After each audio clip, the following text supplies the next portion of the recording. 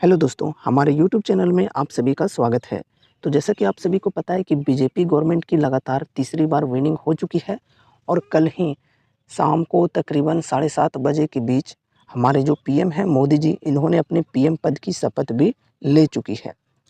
तो इस चीज़ के होने के बाद आज के दिन हमारे बाज़ार में कैसी परफ़ॉर्मेंस देखने को मिल सकती है, इन चीज़ों के ऊपर अभी हम डिस्कस करने वाले हैं। कैसी मूवमेंट्स आ सकती है हमारे बाज़ार में, इन चीज़ों के ऊपर डिस्कस करने वाले हैं। और साथ ही साथ यहाँ पर अभी हम एक स्पेसिफ़िक स्टॉक के ऊपर भी डिस्कस करने वाले हैं, जिसका नेम है वारी रिन्यूएबल टेक्नोलॉजीज़।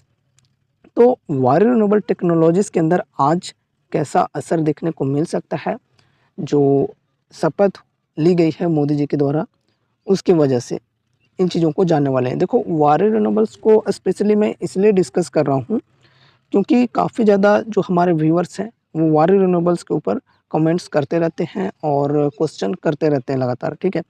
तो अभी हम देखेंगे कि वारी रिन्यूएबल्स के अंदर आज कैसी परफॉर्मेंस हमें देखने को मिल सकती है और ऐसे सिचुएशन में हमें करना क्या चाहिए, ठीक है? चलो शुरू करते हैं। तो देखो, यहाँ पर न्यूज़ है, ये न्यूज़ की हेडलाइन है पीएम मोदी शपथ ग्रहण समारोह लाइव अपडेट्स। नरेंद्र मोदी ने ली प्रधानमंत्री पद की शपथ। मोदी समेत 72 सांसदों ने ली मंत्री पद की शपथ। देख सकते हो यहाँ पर ये न्यूज़ है। और कल लाइव भी हो सके तो आप लोगों ने देखा होगा शपथ ग्रहण। नरेंद्र मोदी लगातार तीसरी बार प्रधानमंत्री पद की शपथ ली। शाम 7:15 बजे राष्ट्रपति भवन में शपथ ग्रहण समारोह में कैबिनेट मंत्रियों के साथ पीएम मोदी ने शपथ ली, ठीक है? तो यहाँ पर शपथ लिया जा चुका है मोदी जी के द्वारा। तो ये एक काफ़ी पॉजिटिव बात हो सकती है, जैसा कि आपने रील्स में देखा होगा कि मोदी जी शपथ लेते हैं और मार्केट एकदम तेज़ी से बढ़ने लगता है। तो उसी प्रकार से आज यहाँ पर रील की जगह पर रियल में देखने को मिल सकता है। वैसे देखा जाए तो तेज़ी तो पिछले कुछ दिनों से बनी हुई है ही। जो रिज़ल्ट की डेट थी उस दिन तो गिरावट भयंकर आई थी, लेकिन फिर रिकवरी बहुत ही बढ़िया तरीके से हुई है हमारे बाज़ार में। एंड उसके बाद यहाँ पर हम देखें तो एक और अहम डेट ये है जुलाई की। Government preparing for big bank union budget in July, ठीक है? The government is preparing a roadmap for the next 25 years and drawing up plans for the first 100 days of the BJP's third term in power। तो यहाँ पर एक अहम date ये भी है कि बजट आने वाली है जुलाई में ही। और बजट में जैसी चीज़ें हमें देखने को मिलती है, जिस सेक्टर के ऊपर फोकस गवर्नमेंट की देखने को मिलती है बहुत ज़्यादा, उस सेक्टर के अंदर बहुत ही बढ़िया तेज़ी आ सकती है, ठीक है? जो सेक्टर्स के ऊपर बजट में चीज़ें बोली जाती हैं, उन सेक्टर के अंदर इफ़ेक्ट देखने को मिल सकता है।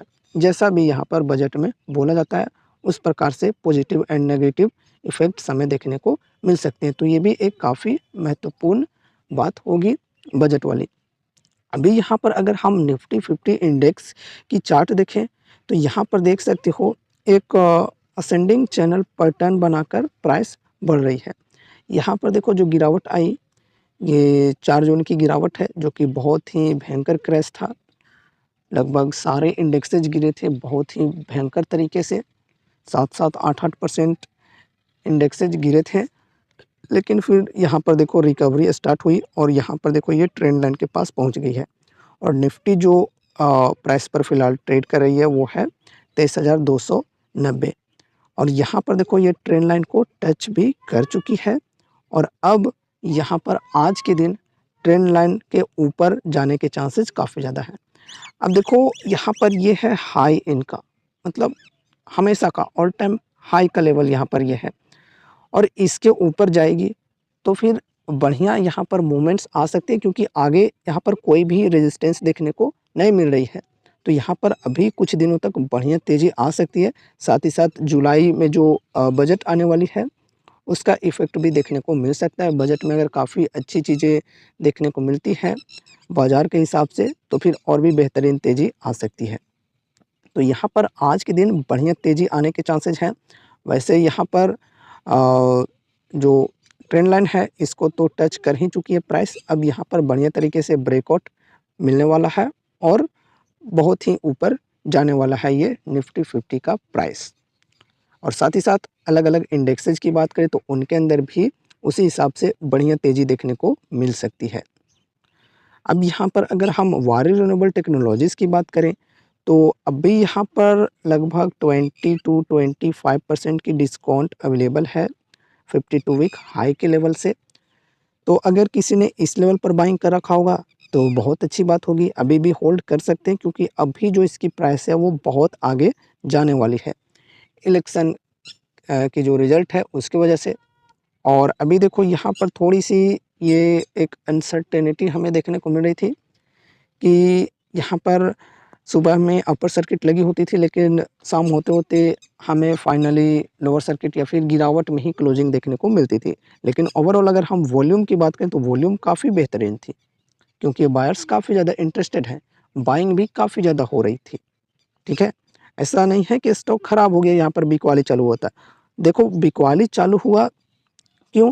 क्योंकि यहाँ पर देखो रेजिस्टेंस का लेवल है, तो यहाँ पर जो लोग खरीदे थे शॉर्ट टर्म के लिए वो लोग प्रॉफिट बुकिंग करेंगे ही, ठीक है?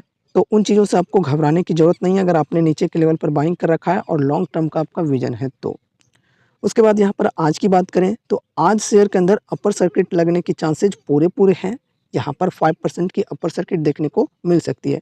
तो ऐसे में आपको क्या करना है अगर यहाँ पर आप इंटरेस्टेड हो, फ्रेश बाइंग करना चाहते हो या फिर एवरेज अप करना चाहते हो, तो फिर यहाँ पर एमओ ऑर्डर लगाकर चल सकते हो। मार्केट प्राइस पर एमओ ऑर्डर लगा सकते हो। बाज़ार खुलते ही अगर कुछ सेलर्स हुए तो फिर आपके ऑर्डर्स जो हैं वो एग्ज़ीक्यूट हो जाएँगे और आपको शेयर्स मिल जाएँगे। और फिर अभी तो यहाँ पर रफ़्तार आने ही वाली है, शेयर रफ़्तार पकड़ने वाली है, तो यहाँ पर ये होगा एक मेन रेजिस्टेंस का लेवल जो कि 3038 का है। और यहाँ पर जाने के बाद फिर से प्रॉफिट बुकिंग चालू हो सकती है क्योंकि जो लोगों ने यहाँ पर ख़रीदा होगा मतलब 2427-2400 का जो लेवल है यहाँ पर जो लोगों ने ख़रीदा होगा, वो लोग यहाँ पर प्रॉफिट बुकिंग करेंगे शॉर्ट टर्म के लिए, ठीक है? बाकी लॉन्ग टर्म वाले होल्ड करके रखेंगे। तो शॉर्ट टर्म के लिए अगर आप अभी खरीदना चाहते हो तो यहाँ पर खरीद सकते हो और यहाँ से यहाँ तक की जो मोमेंट है इसको कैप्चर कर सकते हो। और लॉन्ग टर्म का विज़न है तो फिर आपको होल्ड करके रखना है, डिस्काउंट भी ठीक-ठाक है, तो यहाँ पर बाइंग करना चाहो तो कर सकते हो। अभी देखो यहाँ से गिरावट आने की चांसेज़ काफ़ी कम है क्योंकि यहाँ पर न्यूज़ का सपोर्ट मिल रहा है शेयर को, तो प्राइस बहुत ही आगे बढ़ सकती है। अगर इसको ब्रेकआउट मिल जाता है तो फिर और भी बेहतरीन तेज़ी हम देख पाएँगे। ये जो शेयर है वारी रिन्यूएबल टेक्नोलॉजीज़ ये 3000 से बढ़कर 3500, 4000, 5000 इस लेवल तक भी जा सकती है। लेकिन ध्यान में रखना एक बहुत ही इम्पोर्टेंट बात ये है कि न्यूज़ के बेसिस पे जो तेज़ी आती है वो टिकाऊ नहीं होती है। तो अगर यहाँ पर ब्रेकआउट करके ऊपर में 4000 5000 के लेवल तक चल भी जाती है वारी रिन्यूएबल्स तो वहाँ से गिरावट आने की भी चांसेस काफ़ी ज़्यादा है। कोई ना कोई रीज़न की वजह से गिरावट आएगी ही आएगी और बढ़िया अच्छी खासी गिरावट आएगी। तो ये भी ध्यान में रखना, ठीक है?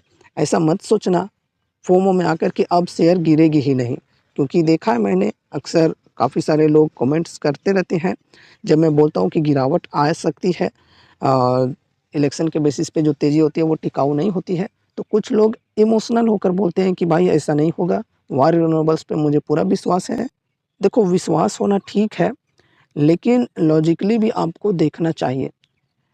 जो वैल्यूएशन है वो अभी भी एक्सपेंसिव है इस प्राइस पर भी और इस प्राइस पर अगर पहुंच जाती है तो वैल्यूएशन और भी हाई हो जाएगी। इधर पहुंच जाती है प्राइस तो यहाँ पर और भी ज़्यादा वैल्यूएशन हाई हो जाएगी। तो वैल्यूएशन को करेक्ट करने के लिए प्राइस कभी न कभी नीचे आती ही है और वैल्यूएशन स्ट्रेच होती है, ठीक है? तो ये चीज़ें आपको सोच समझ कर चलनी है। तो आज के दिन यहाँ पर अपर सर्किट लगने की चांसेस काफ़ी ज़्यादा हैं। बाकी देखो गारंटी तो कोई भी नहीं दे सकता कि बीच में ऐसी कौन-सी न्यूज़ आ जाए, उसके वजह से बिकवाली चालू हो जाए, तो ये चीज़ें भी हमें देखने को मिल सकती हैं। मार्केट में देखो कुछ भी 100% गारंटेड नहीं होता है, लेकिन यहाँ पर बस हम एक्सपेक्टेशन ही रख सकते हैं कि चलो इस प्रकार से मूवमेंट्स आ सकती हैं। साथ ही साथ यहाँ पर अगर हम केपीआई ग्रीन की बात करें तो केपीआई ग्रीन के अंदर भी आज हमें ग्रीन मूवमेंट्स देखने को मिल सकती है। आज यहाँ पर भी अपर सर्किट हमें देखने को मिल सकती हैं और सिर्फ यही स्टॉक्स नहीं और भी जो गवर्नमेंट सपोर्टिव सेक्टर्स हैं, जैसे रेलवे सेक्टर हो गया, इंफ्रा हो गया, फिर डिफेंस सेक्टर हो गया, उनके जो स्टॉक्स हैं, उनके अंदर भी बढ़िया रैली हमें देखने को मिल सकती है, ठीक है। तो जो लोग यहाँ पर वारी रिन्यूएबल टेक्नोलॉजीज़ को मतलब बहुत ही ज़्यादा पसंद करते हैं, लेकिन इन्वेस्ट नहीं किए हैं, तो यहाँ पर आज वो लोग यहाँ पर इन्वेस्ट करने की सोच सकते हैं और आज से यहाँ पर बढ़िया तेज़ी आने की चांसेस भी हैं, ठीक है। बाकी कोई रिकमेंडेशंस या फिर कोई एडवाइस नहीं है, तो जो भी करना आप अपनी स्टडी, अपनी रिसर्च के अनुसार करना और अपने रिस्क के अनुसार करना और ज़रूरत से ज़्यादा वेटेज भी नहीं देना। एक लिमिटेड अमाउंट के साथ चलना है, उतना ही अमाउंट लगाना जितना कि लॉस में भी चला जाए तो आपको उससे कोई फ़र्क ना पड़े और साथ ही साथ अपने पोर्टफोलियो को डाइवर्सिफ़ाई करके भी रखनी चाहिए। और डाइवर्सिफ़िकेशन कैसे करनी है? अलग-अलग सेक्टर्स के स्टॉक्स के अंदर इन्वेस्ट करके। अगर आपको जानना है कि किस-किस सेक्टर में हमें इन्वेस्ट करना चाहिए, फ्यूचर किस-किस सेक्टर का ब्राइट है, तो हमने एक बहुत ही इम्पोर्टेंट वीडियो बनाई हुई है जिसमें हमने टॉप 10 सेक्टर्स के ऊपर डिस्कस किया है। अगर आप उस वीडियो को देखना चाहते हो तो वो वीडियो की लिंक एंड स्क्रीन में मिल जाएगी। तो बस आज की इस वीडियो में बस इतना ही। उम्मीद है कि इस वीडियो के माध्यम से आपको कुछ यूज़फुल इन्फॉर्मेशंस मिले होंगे। तो वीडियो को लाइक करके चैनल को सब्सक्राइब कर लेना और मिलते हैं अगले नए वीडियोज़ के साथ। तब तक के लिए बाय बाय।